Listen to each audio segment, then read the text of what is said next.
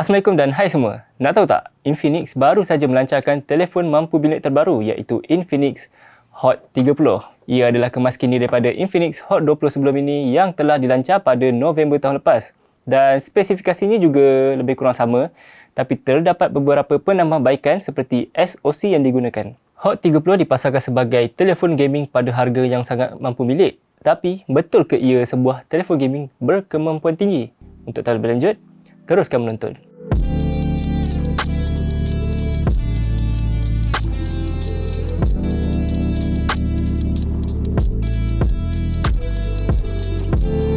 Pertama sekali, saya nak cerita sedikit tentang luaran Infinix Hot 30 ni. Infinix Hot 30 ni mempunyai luaran badan yang cantik dengan bingkai badan besi dan sisi tepi rata.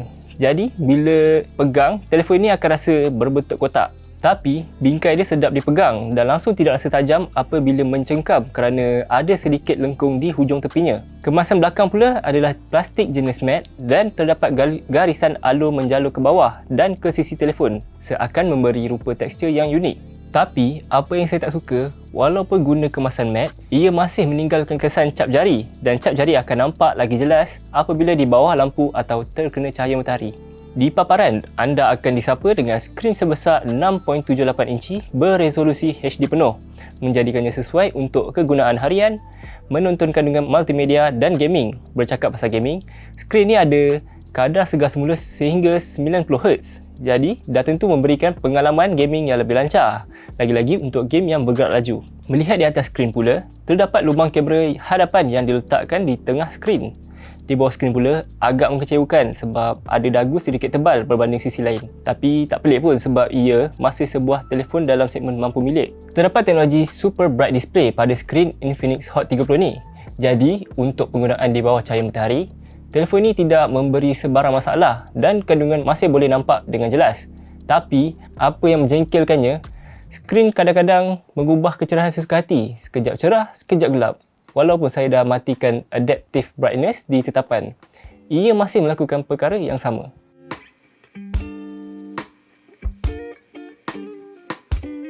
Beralih kepada sistem bunyi, Infinix Hot 30 ini menggunakan speaker jenis stereo dan bunyi yang dihasilkan mempunyai kualiti yang cukup bagus dan jelas. Ini antara kelebihan Infinix Hot 30 yang tak ada pada telefon mampu milik lain. Jadi, menonton video di YouTube, Netflix dan mendengar lagu akan memberikan pengalaman yang tidak mengecewakan.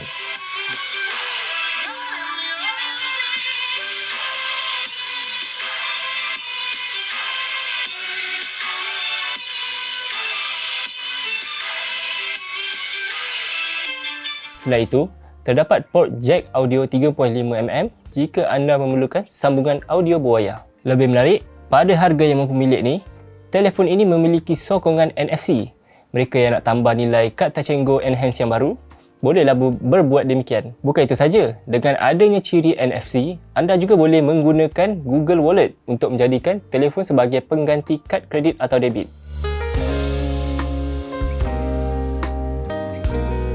Hot 30 didatangkan dengan sistem operasi XOS 12 berasaskan Android 13. Yang uniknya pada model yang saya dapat ini adalah ia didatangkan dengan tema Free Fire. Tema tersebut boleh dilihat pada antarmuka dan juga di kotak. Antarmuka dengan tema ini membuatkan ia unik, tapi pada pendapat saya, ia menjadikan antarmuka nampak tidak clean. Saya lebih suka kalau antarmuka biasa, warna tidaklah satu tona mengikut tema dan ikon aplikasi nampak lebih kemas. Tambahan pula, terdapat banyak bloatware yang telah tersedia bila saya menghidupkan telefon ni. Antarmuka nampak lagi serabut dengan adanya aplikasi-aplikasi bloatware ni. Belum apa-apa, sudah 30GB storan digunakan.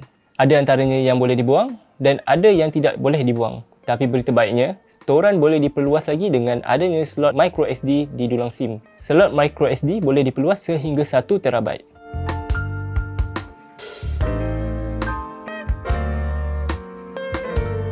Infinix Hot 30 dipasarkan sebagai telefon gaming serba boleh dengan diperkasa chip Helio G88. Chip tersebut digandingkan dengan RAM LPDDR4X 8GB dengan keupayaan RAM maya sehingga 8GB, menjumlahkan 16GB yang boleh digunakan. Storan dalaman jenis eMMC seluas 128GB. Bagi menguji kebolehan Hot 30 ini, saya cuba bermain game yang memerlukan grafik tinggi iaitu Apex Legends Mobile. Semasa bermain, permainan tidak sekali pun tersangkut-sangkut dan terasa perlahan. Game boleh dimainkan dengan lancar, tapi piksel gambar menunjukkan ianya jelas ditetapkan pada tetapan yang rendah. Bila saya ubah kepada tetapan lebih tinggi, baru permainan terasa sedikit perlahan, tapi masih tiada perubahan lebih baik pada piksel. Pikselnya masih berkotak-kotak. Ini mungkin sebab ianya masih sebuah telefon dalam segmen bajet. Tapi dengan harga yang sangat mampu milik, saya amat berpuas hati dengan prestasi yang ditawarkan Infinix Hot 30 ini. Ia memberikan prestasi yang cukup untuk membolehkan saya menang dalam permainan. Yang penting, telefon pun tidak terlalu panas bila bermain dalam jangka yang panjang. Jadi, kesihatan bateri mampu bertahan lagi lama. Selain itu, terdapat ciri game mode yang membolehkan anda mengakses fungsi atau aplikasi lain tanpa keluar daripada permainan. Antaranya, anda boleh buka Twitter, Facebook, Instagram, Google Chrome dan fungsi untuk merekod skrin. Bagi yang mahu melihat penanda aras, saya kongsikan hasil prestasinya di Geekbench. Ia memperolehi markah 423 untuk teras tunggal dan 1398 untuk pelbagai teras. Bercakap pasal bateri, ia dilengkapkan tangki berkapasiti 5000 mAh. Saya dapati penggunaan bateri mampu bertahan agak lama sehingga 2 hari dengan satu isian penuh. Ini termasuk menonton kandungan multimedia, bermain game dan menggunakan media sosial. Mungkin kecekapan tenaga ini disumbang oleh penggunaan skrin HD penuh serta kadar penyegaran ubah automatik yang boleh bertukar antara 60Hz dan 90Hz mengikut konten yang dipaparkan. Lebih menarik, ia menyokong pengecasan pantas 33 watt.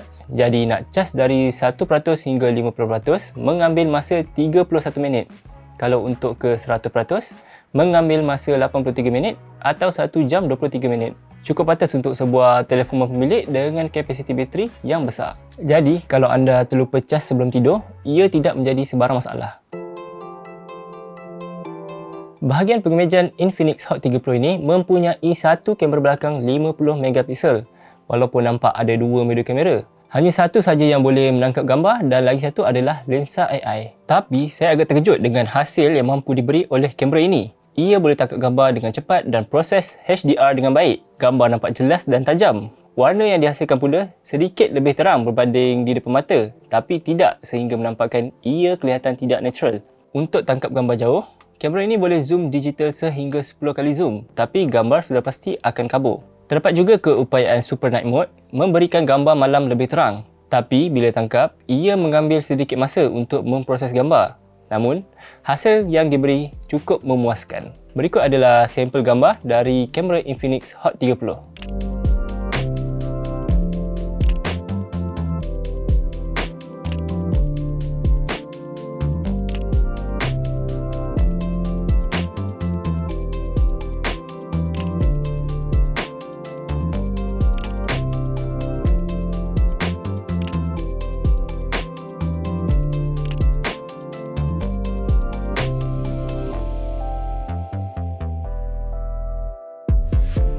Infinix Hot 30 dijual di Malaysia pada harga RM599. Harga yang sama semasa Infinix Hot 20 dilancarkan. Walaupun dengan harga yang sama, ia merupakan satu peningkatan daripada Hot 20 dari pelbagai aspek dan memenuhi segala keperluan harian. Infinix Hot 30 menawarkan keseluruhan prestasi yang baik dengan mempunyai skrin besar yang cantik, sistem kamera yang tidak mengecewakan dan yang penting, ia ada prestasi gaming yang cukup memuaskan. Tidak lupa juga, ia mempunyai ketahanan bateri yang panjang. Walau bagaimanapun, ia tidak mempunyai capaian 5G disebabkan penggunaan chip Helio G88 ini. Tapi, ini adalah untuk mengekalkan harga Hot 30 pada paras yang rendah. Jadi, bagi saya agak merugikan kerana rangkaian 5G di Malaysia telah pun diperluas dan rata-rata telco pun sekarang sudah mengetengahkan pelan 5G. Infinix Hot 30 boleh dilihat bersaing rapat antara Honor X8A kerana mengguna pakai chip Helio G88 yang sama dan mempunyai skrin 6.7 inci. Tapi harganya lebih mahal pada RM999. Honor X8A menawarkan sistem kamera yang lebih baik kerana terdapat kamera utama 100 megapiksel, kamera ultra lebar, kamera portrait 5 megapiksel dan kamera makro 2 megapiksel. Lagi satu pesaing Infinix Hot 30 adalah Redmi Note 11 Pro. Ia dilengkapkan chip yang lebih kuasa iaitu Helio G96.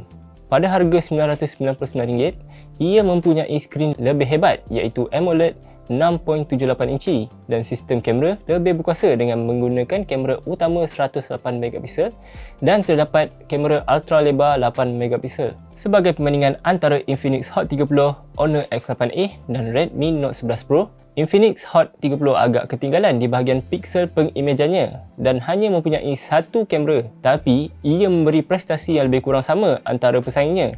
Jika sistem kamera tidak penting untuk anda dan anda lebih mengutamakan prestasi gaming, Infinix Hot 30 adalah pilihan terbaik kerana harganya jauh lebih rendah berbanding kedua pesaingnya disebabkan terdapat penjimatan pada bahagian kamera.